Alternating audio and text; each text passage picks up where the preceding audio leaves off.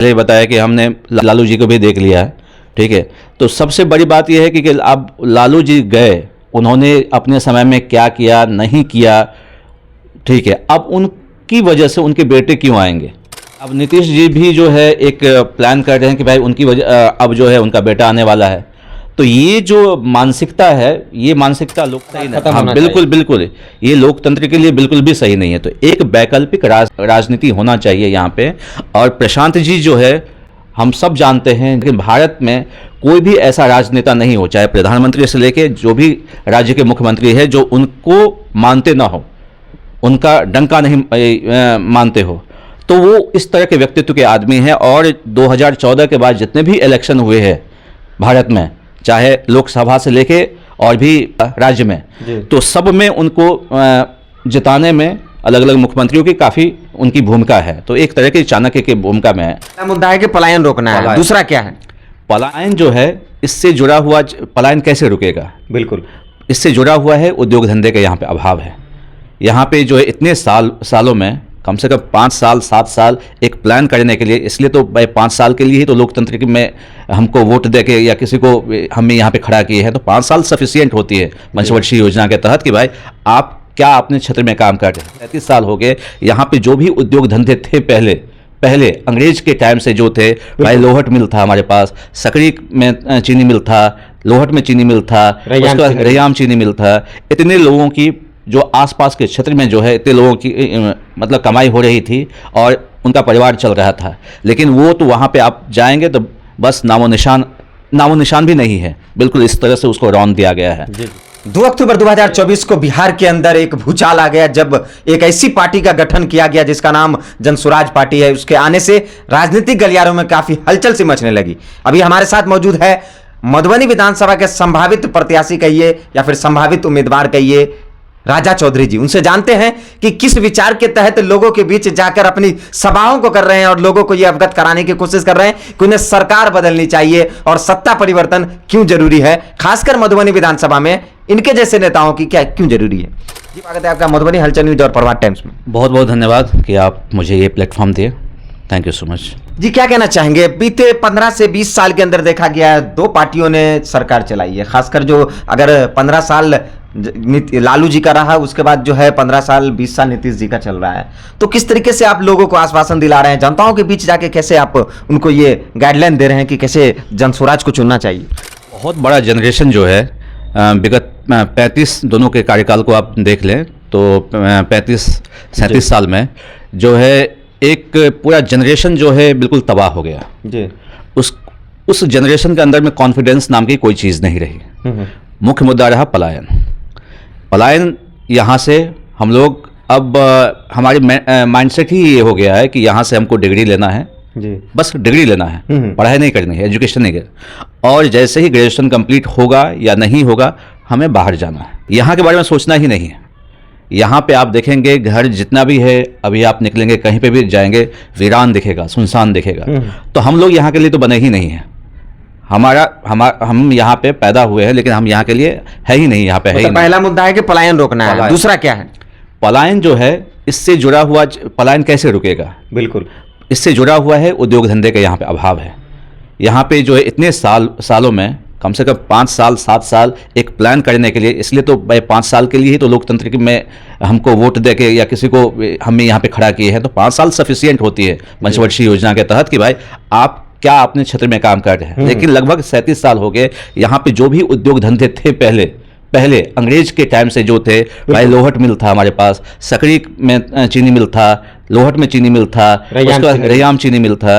इतने लोगों की जो आसपास के क्षेत्र में जो है इतने लोगों की मतलब कमाई हो रही थी और उनका परिवार चल रहा था। लेकिन वो तो वहाँ पे आप जाएंगे तो बस नामो निशान भी नहीं है। बिल्कुल इस तरह से उसको रौंद दिया गया है जी। उसके बाद जो है एक भी उद्योग धंधे जो है यहाँ पे सेटअप नहीं हो पाया, कोई कॉन्फिडेंस यहाँ पे है नहीं। तो बच्चे तो बस वहाँ पे यहाँ से निकल रहे हैं, वहाँ पे जो पहुँच रहे हैं बच्चे जी, उनके अंदर भाई एक से एक आपको गाली आपको सुनने को मिलेगा। कोई किसी भी ग्रेड के बच्चे जाए, चाहे मजदूर जाए या कोई वहाँ पे पढ़ने के लिए जाए, जाना तो पड़ता ही है। अच्छे एजुकेशन के लिए आपको बिहार में कोई एजुकेशन नाम की कोई चीज़ तो नहीं। आपका कहना है कि बिहारी शब्द गाली की तरह लगता है, उन्हें यह कहकर दिल्ली मुंबई गुजरात में पुकारा जाता है? नहीं, गाली की तरह नहीं लगता है, गाली का पर्याय बन चुका है। अच्छा।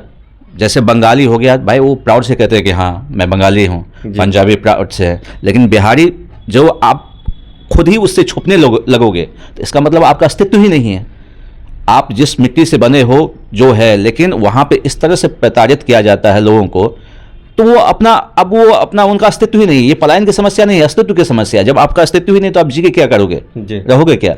आप कितनी की नौकरी है भाई? 12,000, 14,000, 16,000 रुपये की नौकरी के लिए वहाँ पे जाना पड़ता है। उसके बाद जो भी वहाँ पे लोग कमाता है 4,000, 5,000 रुपये वहीं के लोगों को देना पड़ता है, आपको वहीं के गवर्नमेंट को देना होता है। राशन खाते हैं वहीं को देना पड़ता है, आपको बचता क्या है? यहाँ पे कौन जिम्मेदार है? उद्योग धंधे नहीं लगाना, अच्छा एजुकेशन सेटअप नहीं करना, कौन जिम्मेदार है? गवर्नमेंट जिम्मेदार है। और उनको पता है कि जैसे ही उनके लिए ये मुद्दा है ही नहीं, कभी भी उनके जो भी घोषणा पत्र होते हैं उसमें कभी भी एजुकेशन को लेके कोई भी ये कुछ नहीं है, क्योंकि उनको पता है कि वोट हमको मिलेगा जाति के आधार पे ही। लेकिन वर्तमान बजट में तो एजुकेशन लोग के काफी ज्यादा पैसे लगाए। पैसा है ही नहीं, क्या करेगा? अच्छा, पैसा है कहाँ उसके पास? नहीं है, गवर्नमेंट के पास पैसा ही नहीं है, कोई उद्योग धंधा यहाँ पे है ही नहीं। जो भी था, आप एक शराबबंदी वाला था, वहाँ पे भी हमें कुछ पैसा जो आ रहा था, यहाँ पे शराबबंदी नाम की कोई चीज़ नहीं है। जैसे प्रशांत जी देवी ने कहा कि प्रत्येक साल जो है 20,000 करोड़ का घाटा है। पैसा आपके पास है ही नहीं, भीख मांग रहे हैं केंद्र से कि हमको स्पेशल स्टेटस का आप ये दे दीजिए, दर्जा दिया जाए। तो भाई कहाँ से ये होगा? चलिए, ये तो राज्य स्तरीय कुछ मुद्दे हुए, जैसे पलायन, बेरोजगारी और पलायन के ये मुद्दे हुए खासतौर से, और शिक्षा का जो मुद्दा हुआ। लेकिन आप मधुबनी विधानसभा से जनसुराज के संभावित उम्मीदवार माने जा रहे हैं, ऐसा लोगों की भी चर्चा है। क्या लगता है मधुबनी विधानसभा में क्या विकास की कमी रह गई है? अगर राजा चौधरी यहाँ से विधायक बनते हैं तो किन किन कामों को अंजाम देंगे, खासकर विकास के मामले में? देखिए, यहाँ पे कुछ टाइम तक जो थे हमें एक उद्योग मंत्री मिले, बिल्कुल वर्तमान विधायक भी है, हाँ, लेकिन एक माचिस की फैक्ट्री लगाने में भी वो नाकाम रहे। अच्छा, तो उद्योग धंधे का जो एक एनवायरनमेंट बनता है, एक कॉन्फिडेंस आता है कि लोगों के बीच में कि हम यहाँ पे अच्छी सड़क जो है, आपको हाईवे के आसपास में कुछ मिलेगा जो एक राज्य को दूसरे राज्य से जोड़ती है, लेकिन वहाँ तक पहुँचने के लिए आप जितने भी गाँव की जो सड़कें हैं, ठीक है, सब तबाह हो चुका है, जर्जर की अवस्था में है। तो ट्रांसपोर्ट, आप अच्छा से ट्रांसपोर्ट नहीं दोगे तो बिजनेस कैसे सेटअप होगा? तो क्योंकि वहाँ से एक जगह से दूसरी जगह ले जाने में कॉस्टिंग होती है। तो ये सब सुविधा आपको पहले देने होंगे। उसके बाद जो है हमें जो है एक यहाँ पे क्या क्या हम आइडेंटिफाई करेंगे कि मधुबनी के आसपास में, जैसे एक मधुबनी पेंटिंग हो गया आपका, हम डिजिटल वर्क में हम यहाँ पे सेटअप कर सकते हैं। यहाँ से जो है हम पूरे ऑल ओवर इंडिया में बिल्कुल डिजिटल जो भी काम है, डिजिटल मार्केटिंग है, हम यहाँ से बैठ के एक प्लेटफॉर्म तैयार कर सकते हैं। मखाना पैकेजिंग हो गया, उसको बेहतर तरीक़ा से हम उसको ये करेंगे। फिशिंग हो गया, यहाँ का मिथिला का पान, मखाना और मछली जो है, तो जैसे आंध्रा का मछली यहाँ पे आता है, तो हम यहाँ पे मिथिला के मछली को, उसकी ब्रांडिंग हम कर सकते हैं। तो ये सब चीज़ें जो है हम इनिशियली स्टार्ट कर सकते हैं। मतलब आप रोजगार पलायन इस मुख्य मुद्दे को लेकर चलेंगे? हाँ, और एजुकेशन एक लंबा इन्वेस्टमेंट है, तात्कालिक उस पर हमें नहीं दिखता है, लेकिन जो है एजुकेशन को आपको रखना ही पड़ेगा, तभी वो आपका असल जो जीडीपी आपको जो मिलेगा, जब आप इन्वेस्ट करेंगे 20 साल तक उन बच्चों के बीच में, तो वही तो फिर आपको कमा के आपके लिए पैसा लाएगा, आपके राज्य के लिए पैसा लाएगा। तो आप उसको ये मत देखिए कि भाई मेरा वो खर्चा है, आप ये देखिए वो मेरा इन्वेस्टमेंट है, वो आपको आगामी समय में वो आपके राज्य में बेहतर भूमिका निभाएगा, आपके जीडीपी को ग्रो करने के लिए। एक से एक स्टार्टअप उसके माइंड में आएगा तो वो यहाँ पे सेटअप कर सकता है। तो इसके लिए ये एजुकेशन है। जी जी। तो अंत में हमारे चैनल के माध्यम से मधुबनी विधानसभा की जो देवतुल्य जनता है, उनसे क्या अपील करना चाहेंगे आप एक नेता होने के नाते? देखिए, यहाँ पे हमने जैसे भी पहले ही बताया कि हमने लालू जी को भी देख लिया है, ठीक है। तो सबसे बड़ी बात यह है कि अब लालू जी गए, उन्होंने अपने समय में क्या किया नहीं किया, ठीक है, अब उनकी वजह से उनके बेटे क्यों आएंगे? अच्छा, अब नीतीश जी भी जो है एक प्लान कर रहे हैं कि भाई उनकी वजह अब जो है उनका बेटा आने वाला है। तो ये जो मानसिकता है, ये मानसिकता लोकतंत्र के लिए सही नहीं। हाँ, बिल्कुल ये लोकतंत्र के लिए बिल्कुल भी सही नहीं है। तो एक वैकल्पिक राजनीति होना चाहिए यहाँ पे। और प्रशांत जी जो है, हम सब जानते हैं, दुनिया को अभी हम साइड करते हैं, लेकिन भारत में कोई भी ऐसा राजनेता नहीं हो, चाहे प्रधानमंत्री से लेके जो भी राज्य के मुख्यमंत्री है, जो उनको मानते ना हो, उनका डंका नहीं मानते हो। तो वो इस तरह के व्यक्तित्व के आदमी हैं। और 2014 के बाद जितने भी इलेक्शन हुए हैं भारत में, चाहे लोकसभा से लेके और भी इसमें आपका राज्य में, तो सब में उनको जिताने में अलग अलग मुख्यमंत्रियों की काफ़ी उनकी भूमिका है। तो एक तरह की चाणक्य की भूमिका में है। अब जो है इस तरह के व्यक्ति जो है अपने क्षेत्र में, अपने राज्य में कुछ करना चाहते हैं, उनके पास जो विजन है, जो बुद्धि है, उससे बिहार को ऊपर उठाना चाहते हैं। तो हम सबका एक दायित्व बनता है कि हम उसमें भागीदार बने।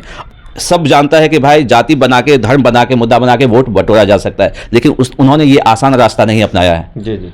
उन्होंने हमेशा शिक्षा को तवज्जो दी है, पलायन वाला जो मुद्दा है उसको तवज्जो दी है, उसके बाद रोजगार यहाँ पे हमें लाना है, इसको तवज्जो दी है। तो इसलिए हमें उनकी ये बातें बहुत अच्छी लगी। तो हम जैसे जितने भी लोग हैं तो हमें लगता है कि उनको एक मौका देना चाहिए। हम लोग जितने भी प्रत्याशी हैं और हमेशा मतलब पर डे हम लोगों का 2 से 3 जनसभा हमें लोगों के बीच में जाना होता है। फिजिकली हम वहाँ पे जाते हैं, उनसे रूबरू होते हैं, उन्हें अपनी बातें समझाते हैं। तो ग्राउंड लेवल पे ये नहीं है कि हमें जो है बस मीडिया के माध्यम से ही हम बस उनके पास जा रहे हैं। ज़मीन पे जाके उन्हें अपनी जो बातें हैं, प्रशांत जी की जो क्या इनका विज़न है, वो हम ज़मीन पे युवा हो गए, महिलाएं हो गए, वृद्ध हो गए, सभी को हम लोग उनको समझा रहे हैं। बहुत बहुत धन्यवाद आपका।